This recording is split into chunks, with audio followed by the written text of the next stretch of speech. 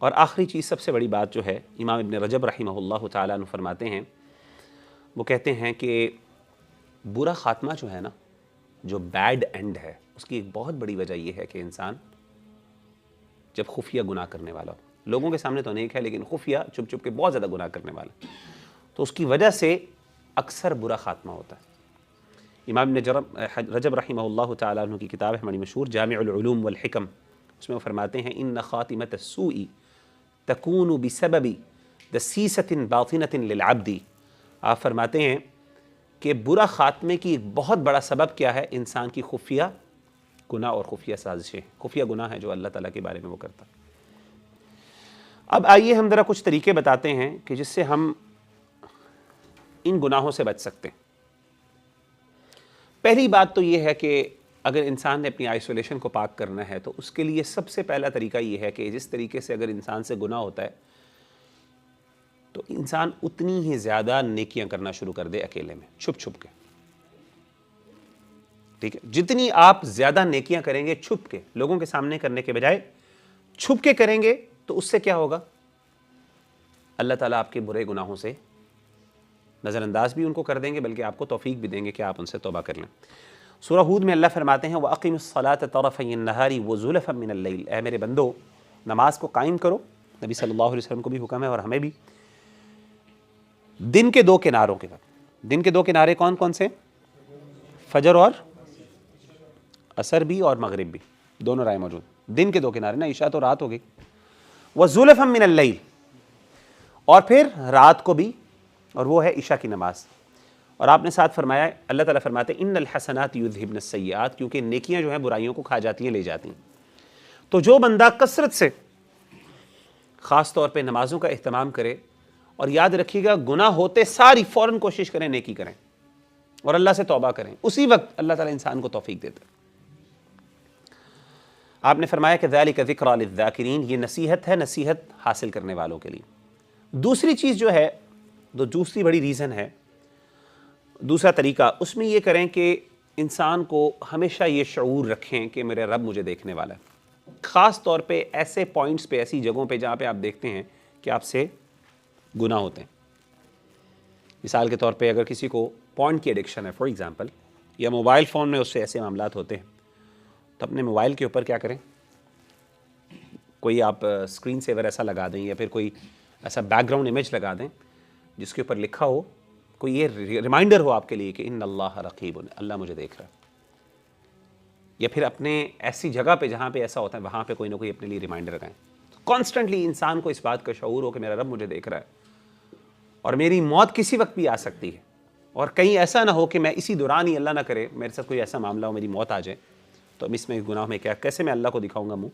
تو یہ جو شعور ہے یہ انسان اپنے آپ کو رکھے۔ اور اچھا شروع میں آپ کو ذرا ٹائم لگتا ہے، لیکن ایک وقت آتا ہے کہ پھر انسان کا دماغ ایسے چلنا شروع ہوتا ہے کہ ہر گناہ کے وقت انسان کو فوراً اللہ یاد آ جاتا ہے، لیکن شروع میں آپ کو فورسفلی یاد کروانا پڑتا ہے اپنے آپ کو، اور وہ ریمائنڈر کے تھرو آپ کروا سکتے ہیں۔ تیسری چیز یہ ہے کہ کوشش کریں کہ اگر ایک بندے کو خلوت کے گناہ بہت زیادہ تنگ کرتے ہیں تو وہ آئسولیشن میں کم سے کم رہے، اوائڈنگ دا سچویشن۔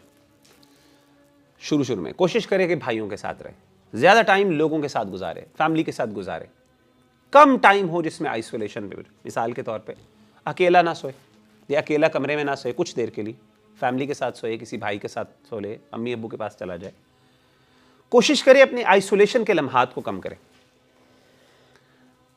نبی صلی اللہ علیہ وآلہ وسلم نے فرمایا علیکم بالجماعۃ وإیاکم والفرقۃ فإن الشیطان مع الواحد وهو من الاثنین ابعد۔ آپ نے فرمایا کہ جماعت کے ساتھ رہو، کمپینین شپ میں رہو، ہمیشہ کوشش کرو نیک لوگوں کے ساتھ رہو، کیونکہ شیطان اکیلے پر زیادہ حملہ کرتا ہے نسبتاً دو لوگوں کے۔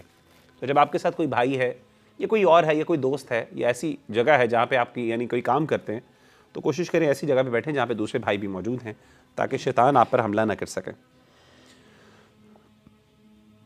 اسی طریقے سے جو ایک اور نصیحت جو نبی صلی اللہ علیہ وسلم نے فرمائی وہ یہ تھا کہ ہمیشہ اس بات کا خیال رکھیں جب بھی ایسا گناہ کرنے کا دل چاہے تو اپنے ذہن میں خیال لے کے آئیں کہ اگر میرے کسی ایسی پرسنالٹی جو آپ کو بہت پسند ہے نا، جس کی آپ بہت رسپیکٹ کرتے ہیں، جس کے سامنے آپ بہت اچھا بننا چاہتے ہیں، ہمیشہ ہر بندے کے سامنے نا کچھ ایسے لوگ ہوتے ہیں، کچھ بھائی ہوتے ہیں ہماری زندگی میں، یا ایون فیملی ممبرز ہو سکتے ہیں، ہو سکتا ہے والد ہوں یا والدہ ہوں، کہ جن کے سامنے ہم اپنا بیسٹ امیج پریزنٹ کرنا چاہتے ہیں, پورٹرے کرنا چاہتے ہیں, ایسے بندے کو سامنے رکھتے ہوئے سوچیں کہ وٹ اف میری یہ برائی کا اس کو پتہ چل جائے. آئیے نبی صلی اللہ علیہ وسلم کی حدیث ہے, آپ صلی اللہ علیہ وسلم نے فرمایا کہ وَاسْتَحْيِي مِنَ اللَّهِ, اللہ سے اس طرح حیا کرو جس طریقے سے تم اپنے کسی فیملی ممبر سے شرم آتی ہے تمہیں, اس طرح اللہ سے شرم کھاؤ. اور اس طرح ایک اور حدیث میں ہے, آپ نے فرمایا کہ اس طرح اللہ سے شرم کھاؤ جس طریقے سے ایک نیک آدمی کے سامنے یہ تم برا کام کرتے ہوئے شرم کھاؤ گے. عام طور پہ نیک لوگوں کے سامنے انسان کیا کرتا ہے, بہت کیئرفل ہوتا ہے, شرم زیادہ آتی ہے, رائٹ. نیک بھائی ہے نا, کوئی دوسرے شغل والے عام لوگ دوست ہوں تو ان کے سامنے انسان بازو کا دیتا ہے, لیکن جو کوئی بندہ نیک ہو بہت زیادہ, مثال کے طور پہ کوئی عالم دین ہے, کوئی بہت بڑے عالم, کوئی شیخ آ گئے ہمارے یہاں پہ فار ایگزامپل, تو انسان وہاں پہ بہت محتاط ہو جاتا ہے, اور انسان بالکل نہیں چاہتا کہ میری ویکنس ان کے سامنے, میرا کوئی گناہ کوئی غلطی کروں ان کے سامنے. نمازیں بڑی اچھی پڑھ رہے ہوتے ہیں, بدتمیزی بھی نہیں, الفاظ بھی بہت اچھے, رسپیکٹفلی ہر چیز بیسٹ ہوتی ہے. تو امیجن کریں کہ ایک وقت انسان, نبی صلی اللہ علیہ وسلم نے فرمایا کہ اس طرح شرم کھاؤ اللہ سے جس طریقے سے تم ایک نیک بندے سے شرم کھاتے یا تم اپنے گھر والوں سے شرم کھاتے. اور آخری چیز جو ہے, جو سب سے جو ہے وہ یہ ہے کہ کوشش جاری رکھیں. دیکھیں, گیو اپ نہیں کرنا, ہوپ لیس نہیں ہونا. ہو جاتے ہیں گناہ, کوئی بات نہیں, کوشش کریں, کیپ ٹرائنگ. اللہ تعالیٰ فرماتے ہیں وَالَّذِينَ جَاهَدُوا فِينَا لَنَهْدِيَنَّهُمْ سُبُلَنَا, وہ بندہ جو ہماری راہ میں کوشش کرتا ہے سنسیریٹی کے ساتھ اور ایفرٹ کرتا ہے. دو کنڈیشنز, سنسیریٹی اور ایفرٹ. جس بندے کے اندر یہ جو چیزیں ہوں, اخلاص اور ایفرٹ کر رہا ہے, ایفرٹ بھی کر رہا ہے, یہ نہیں کہ آرام سے بیٹھا ہو بس سنسیریٹی تو ہے, دل تو ہے بچ جاؤں, لیکن اس کے لیے ایفرٹ کوئی نہیں ہے. نہیں, ایسا نہیں. اخلاص بھی ہے, دل بھی ہے, نیت بھی ہے, لیکن نیت کے ساتھ محنت بھی وہ کر رہا ہے, کوشش کر رہا ہے, ٹرائنگ ٹو فائنڈ ویز, علماء سے کنسلٹ کر رہا ہے, بکس پڑھ رہا ہے, اپنے آپ کو موٹیویٹ کر رہا ہے. ٹھیک ہے نا, جس طرح میں نے آپ کو سچویشنز بتائیں اس طرح کر رہا ہے, تو اللہ کہتے ہیں ایک وقت آئے گا, اللہ کہتے ہیں ضرور ہم اس کی رہنمائی کریں. یعنی یہ وہ بندہ ہے جو ایک وقت ضرور اللہ نکال دیں گے اس کو اس برائی سے, اس کے لیے امید ہی امید. لیکن اگر ایک بندہ اس کو امبریس کر لیتا ہے, پھر اس کے لیے پھر بہت مشکل ہوتا ہے. تو یہ اللہ کہتے ہیں وَإِنَّ اللَّهَ لَمَعَ الْمُحْسِنِينَ, اللہ تعالیٰ ایسے لوگوں کے ساتھ ہوتے ہیں, ایسے نیک لوگوں کے ساتھ جو محنت کوشش کرتے ہیں, ایسے لوگوں کے ساتھ اللہ تعالیٰ ان کی مدد کرتے ہیں. تو اللہ تعالیٰ ہم سب کو عمل کرنے کی توفیق عطا فرمائے.